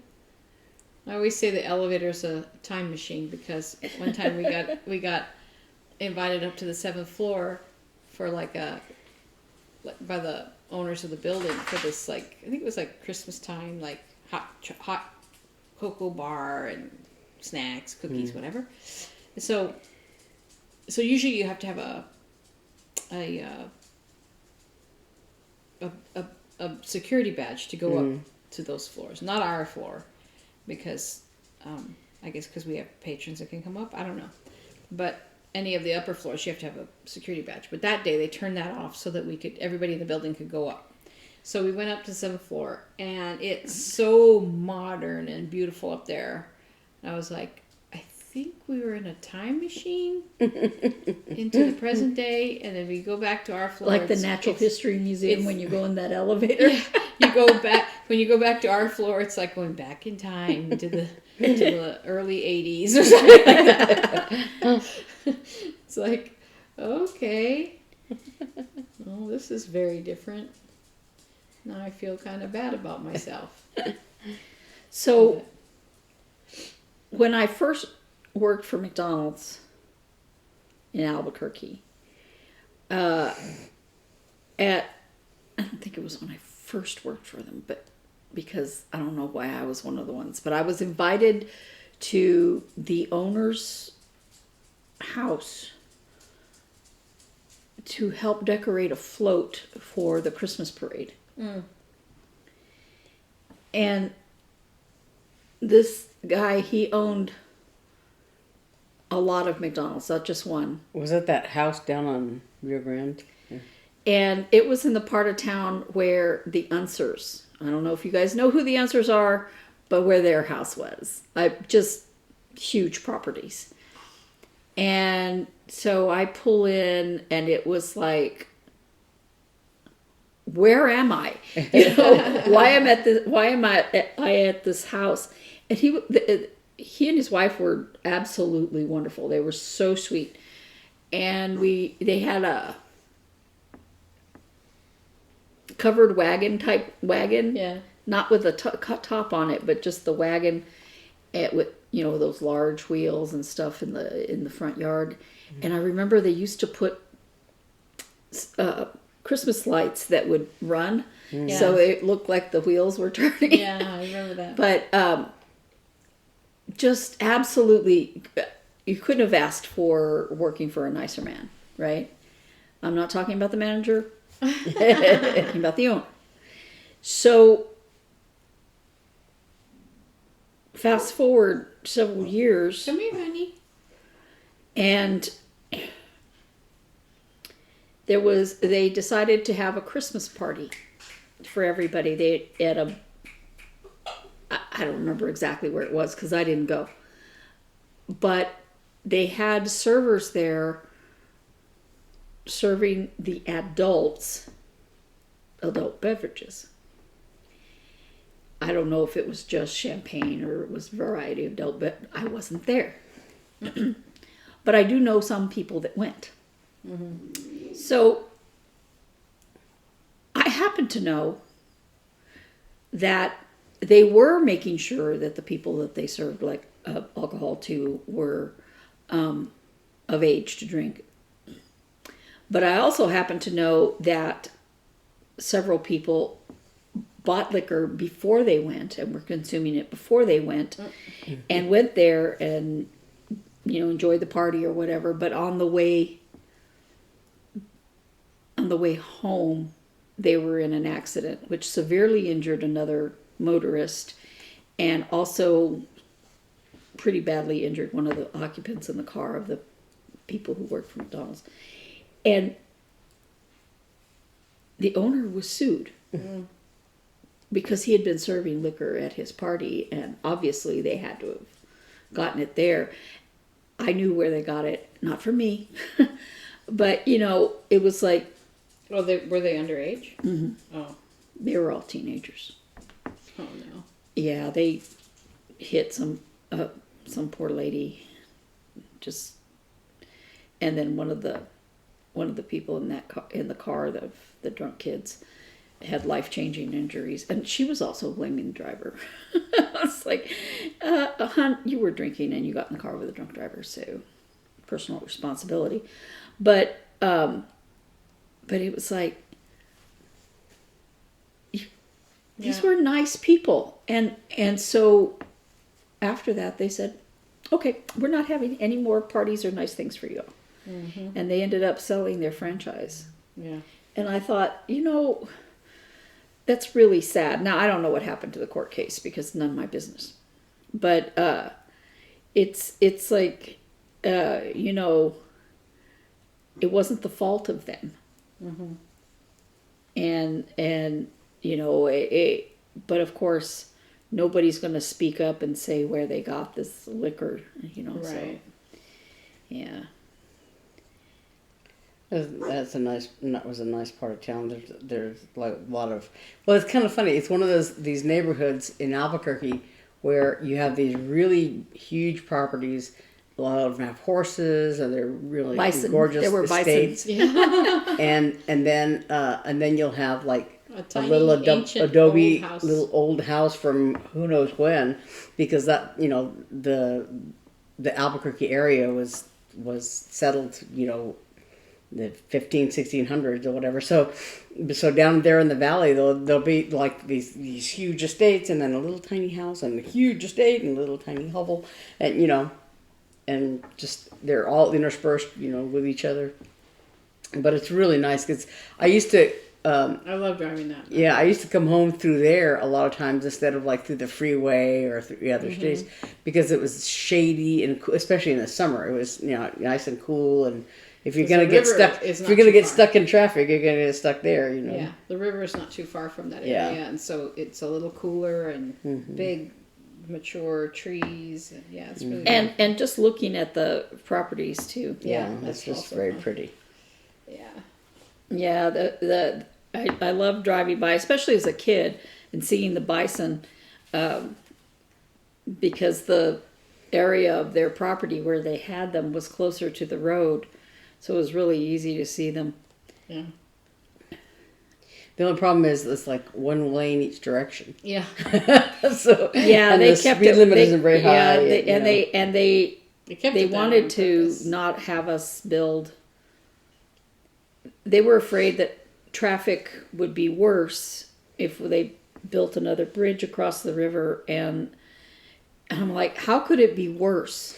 You know, because you had bumper to bumper traffic sitting on that road for quite a long time. It's like, you can't have worse traffic. The only thing that bridge would do would make people not come by your house. Mm-hmm. And, you know, once they built it, I never crossed a different way after that. But, yeah, beautiful area. And the Luminatias at Christmas. Yeah, at Christmas time they put out the Luminatias, which is a paper bag with sand in the bottom, and then a candle inside the bag. And you can only really do it one or two nights a year because it's so time intensive. But you put them out all along your property, and they do down there in those neighborhoods. They do just a massive. Well, a lot of neighborhoods would do it. So there's even a bus tour that you can take to take you to the neighborhoods. And if you drive through there, you have to turn your lights off to just the running lights, and so it creates that beautiful glow. And It's really pretty. So pretty. And they would always do, up on the roof and all these patterns, and so pretty. And you can tell the real ones from the fake electric ones. Because the real ones have that beautiful Yeah, some glow. people would put out the electric ones because it's easier. Like on the roofs Yeah. and stuff like that. Yeah, because you don't have to go through the light. But they're not a fire hazard because if the bag catches on fire, it burns down and goes under the sand, which the sand then puts the fire out. So, Yeah, it's supposed to have enough sand in it, A, to weight the bag down, and B, to extinguish any flame. but I don't know. My whole life, I've never heard of a Illuminati fire. Have you? No. I used to see them on fire. Yeah, one might be on fire, but they would. Yeah. It would. I Put remember itself out. my aunt wanted to do some In Texas. in Texas, and In they wouldn't let Galveston. her because they said it was a fire hazard. You don't understand how they work. Illuminati or a farolito, depending on where you live. And Yeah, in Santa Fe they call them farolitos, and in Albuquerque they call them luminarias. They're too. And here they call them luminaries. yeah, that's like what they called them. When in Arkansas, at the church I went to, at the time, we had a big empty field between the church building and the main street that went there. And so one year at least, there in the neighborhood where the church was, they did luminaries in the heights. And so all along on the other side, on the next 2 streets over, was a kind of a shopping district. So there were a bunch of little shops all along there. And so on this luminaries in the heights night, all of that big that shopping district street would have luminaries as they were called, but with white bags, Yeah. all along the street in front of the shops and around the shops. And so one year at Calvary, at the church I went to, we did like a kind of a walking, little maze kind of thing there in this empty field. So it was really nice. But there was a lot of luminarias in our field there.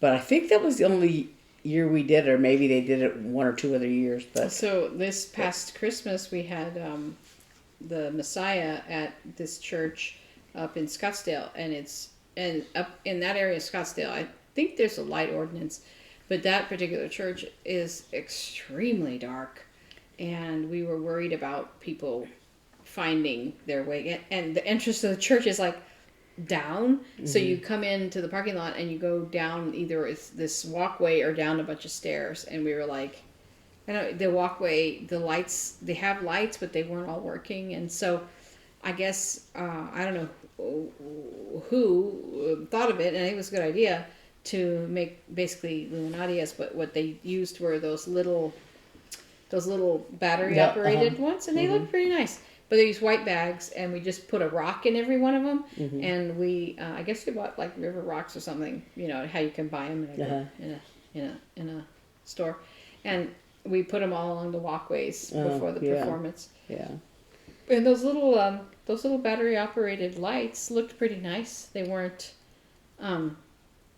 so we didn't have to light them or anything. Yeah. For that You have to stand up there with the wind blowing on you, trying to shield the flame like this. yeah, that was always because my mom would buy them. Every year. The youth symphony in Albuquerque sells them every year.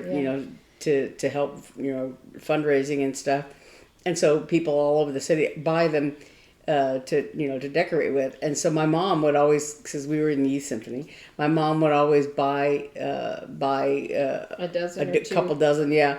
And so for Christmas we were all out there putting them along the edge of the yard, We're or like, Mark, making go a light the design or luminarias. something.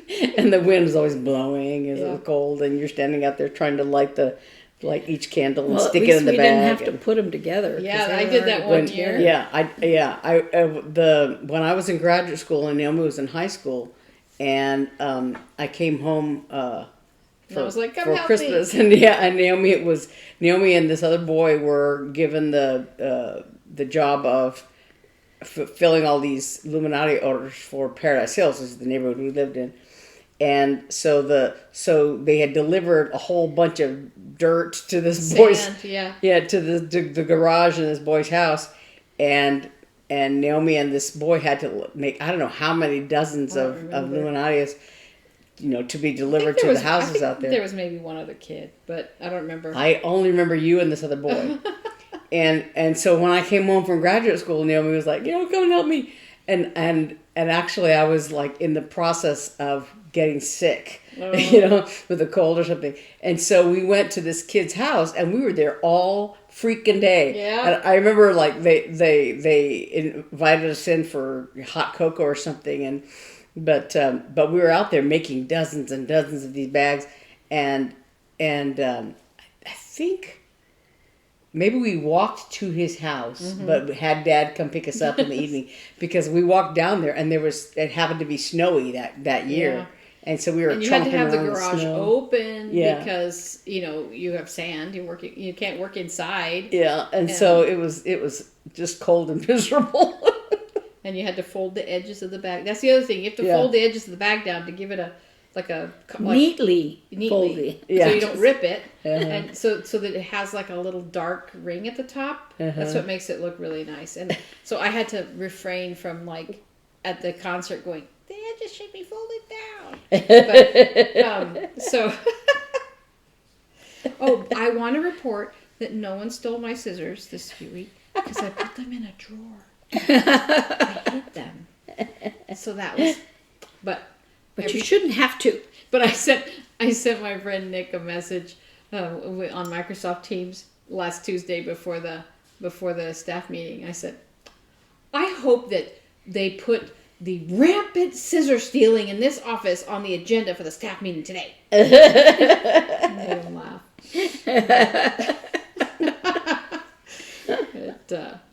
So that's funny. Everything is okay. And I used my standing desk all week, and it was very nice. Because, so what I did this week, we are announcing our new season next Friday. And so we had to get out a brochure for our subscribers. So I had the privilege, it was really a privilege, of helping to proofread. There was a team of us proofreading. But there were like 10 versions.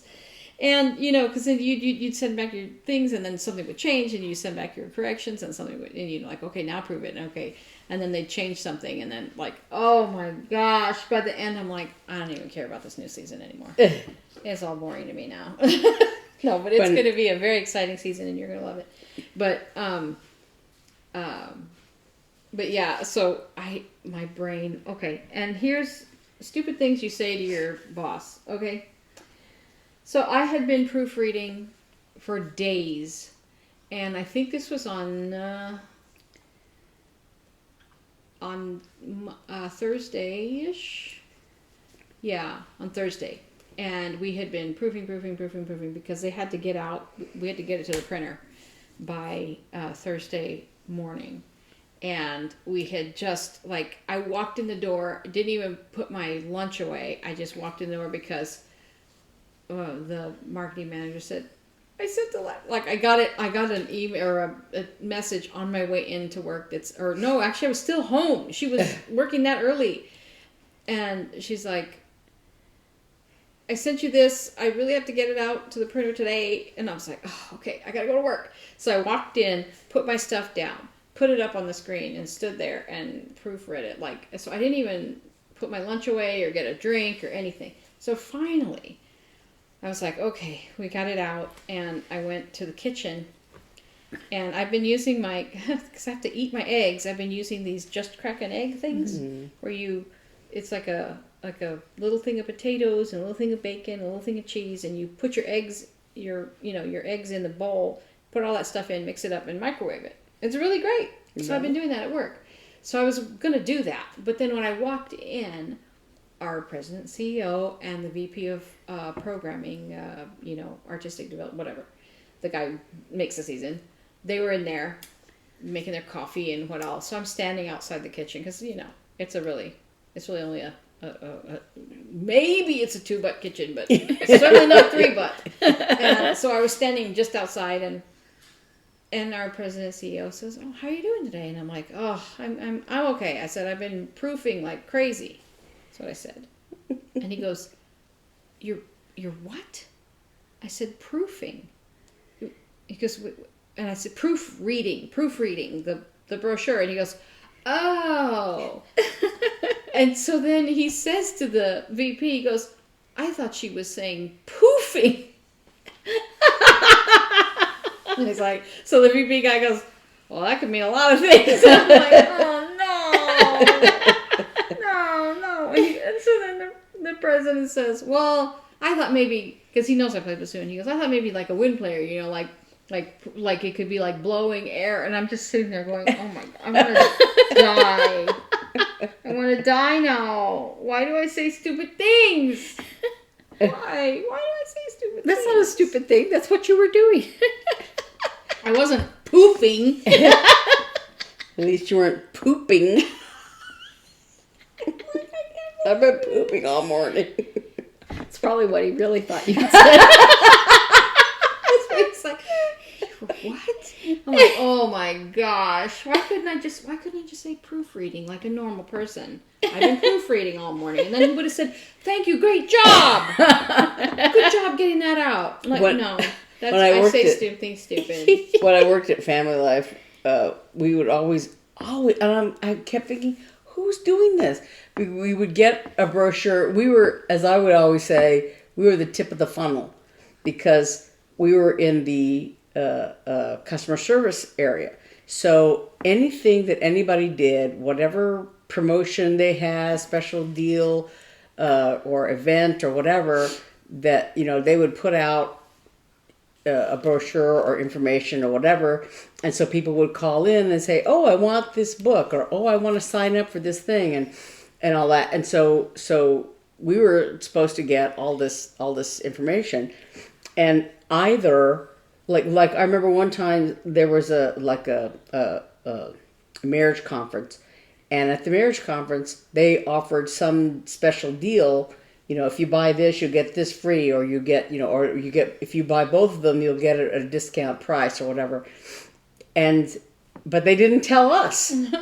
And so somebody said, "Oh, I want to get." Oh, it was a special deal where there was like a teaching manual you could get all 8 different teaching manuals in one package, and we're like, so they said, "Oh, I want to buy that 8 book package," and we're like, we don't have any information on that, and so we're like, "I'm sorry, we don't offer it as an 8 package deal. You can buy," and they're like, "No, they said," so we had like 2 or 3 people that we said, "No, we don't offer it that way," and then somebody, I guess, called that department and they said, "Oh yeah, there's this package deal." I'm like, tell us about it. Right. Give us a brochure, the brochure that you're giving out to the people out there in the world. Yeah. Give it to us so that when they call us, we can answer. Huge problem. Yeah. Or we get some, some brochure that had some wrong price offered or just things like that they just wouldn't tell us about. I'm like, you have to tell us because we are the ones that get the phone calls, not you. Nobody, you can sit there at your desk and say whatever you want to say, but we're the ones that have to deal with the phone calls. Oh my gosh! So I was like, because I typos and mistakes in printed material is like I don't know, like pollen in my eyes. Like I cannot stand it, and so I was, after a point. We were proofreading this brochure so much that, after a point you just can't see it anymore, which is why you need proofreaders, right? But I had been like, my manager's like, you could just look at the paragraphs that changed. And I'm like, I'm actually scared to do that. I have to neurotically look at every word again and again and again and again, and still we were finding mistakes. Like you've looked at it 10 times and you still like, oh man, I didn't see that. So, or one of your friends goes, "Oh yeah, and don't forget blah blah blah," and I'm like, I didn't see that. So what else didn't I see? I'm terrified it would go out. with a mistake. We had a dedicated copyright person. I mean, copywriter, you know. Yeah. And she did all the proofing. But right before, and okay, I'm dating myself, but they still had to make it films of everything before. It wasn't digital, right? Yeah. And so it was at the film stage. Now, she had proofed it when she wrote it. And she had proofed it again several times along the way. And this was the final proofing. It was already ready to go to the magazine. And it was in the film version. It was done. No. Okay. I feel that pain. But the problem with things like spell check and all that, this is why you need human eyes to read it. She's reading along and doing her, you know, her proofreading, and this is her copy, and this is her, that she'd read it several times, right? And it was for a company that was making stuff for the medical world. And it was supposed to say public health, blah, blah, blah. And it said pubic health. Oh my God. Oh no. And it almost went to the magazine like that. It's like that. And she's like, ah! Oh It's like my that gosh. guy, that clarinet recital guy. Oh, yes. Yes. Although that was prior to any computer. Yeah. Well, yeah. So I'll tell that story in a second. But the problem with that is proofing your own things because you don't see it, and that's what my Because you manager and I assumed were it, talking yeah. about. That you're taught to read by glancing at a word, and your brain deciphers what that word is by the first few letters and the last few letters, and you assume what that is in context and shape, right? That when you learn to read quickly, you have that ability to. That's why. And you that's assume. why that's why those funny articles or funny like memes or whatever where all the words are spelled wrong, but you still understand what it says because your brain says, "Oh, okay." And so, because we're taught to read that way, because that's an efficient way to read, when you look at something, especially something you've written, you no longer look at it with an objective eye. You always have to have another pair of eyes, at least one, if not more, because that person has no preconceived notion of what you're doing, and you know. So, like there was we had a copywriter who wrote all this stuff, and there was a word in there that was affectionately, but it was written affectionately, like with no C, with affection, and there was no C in there. But so I found it, but part of the problem was the very first pass through, the font didn't translate from the design software into the PDF. And so all the double F's and FL and FR or RL, like all those weird little combos didn't come through. So there was tons of words with pieces missing. So when I marked, we tagged them all as a team because we knew like we don't want to miss any just in case, right? But then when when I saw that affectionately was not correct. So I wrote affectionately, but when my changes went back, it was assumed that tag meant there was no double F, because there was also no double F's in there. So then the font was fixed, and then the next iteration came out, and affectionately was still affectionately or whatever. It wasn't a real word, you know. But you don't. But the copywriter, you know, obviously intelligent person, just was one of those things. You just don't see it. And you don't see it over and over again because it's like walking by a dead body, right? After you walk by the dead body, like remember that guy? I don't know if you ever watched that show, Hotel Impossible. He was Anthony Melchiori, I think was his name. He would go and do hotel like refurbish, like your hotel's not doing well, and this is why, and it looks like crap. But he said to this one manager, because there was a broken light in the hallway, he goes, "You've been walking by that dead body every day. You don't see it anymore." You know? And so I think about that all the time, that like if you walk by a dead body often enough, you're not shocked by it anymore and you just stop seeing it. And so mistakes like that can happen. No, so the clarinet recital. Okay. When we were in college, it was back before the days of computers, or computers were barely on the horizon. Like we had a Mac, what do you call it? A Mac lab, right? It was a music school, so it wasn't, but when we would have our recitals, we would all make posters for ourselves. And the way you did it back then, we did have copiers. We were that advanced.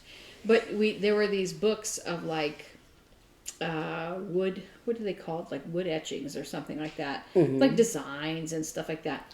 And so people would buy them. I know Mark had one, I had one. And then we would borrow them from each other. So like you'd make a copy of some particular design, or like they had alphabets and stuff, so you'd copy the page, and then you'd cut them out and you'd stick them onto a piece of paper, and then you'd copy that, and that was your poster. So you would take like the typefaces, right, and you'd copy the page of the typeface, and you'd get CLARI, right, clarinet, recital, da da da. So he made these posters, our friend, and then he put them up all over the school. And we were having a party. The school closed at like midnight. And that's when the guard, they wouldn't let you in, right? And we were at a party, and he had his posters there. And I don't know who it was. I won't claim that it was me, but maybe it was me. Looked at the poster and realized that he had left the I out of recital. And his poster said, clarinet rectal. And he was like, oh my God. and being good friends, we all ran across the street, because we were in the dorm, so we ran across the street. We ran across the street to the school. It was like 11:55. And all of us ran all over the 3 floors of that school to pull down any poster that said clarinet rectal before the rest of the school saw it. Because that's what good friends do. They prevent you from making a fool of yourself. But so then yesterday, it was very sweet. The VP of marketing gave me a little book and a sticker, a gnome sticker, put it on my water bottle. And a little book, just like a little blank book. It's like this big, real cute. It's like, happy spring. And she's like, thank you for, it gave me anxiety. I mean, she said, thank you for helping make the brochure perfect. And I was like, don't say that! Because it's going to come back and there's going to be a mistake. Don't say perfect. You could have said great, or as best as we could do. Like, don't say perfect. Or just, thanks for helping. It's like, don't say perfect. Because it was not perfect.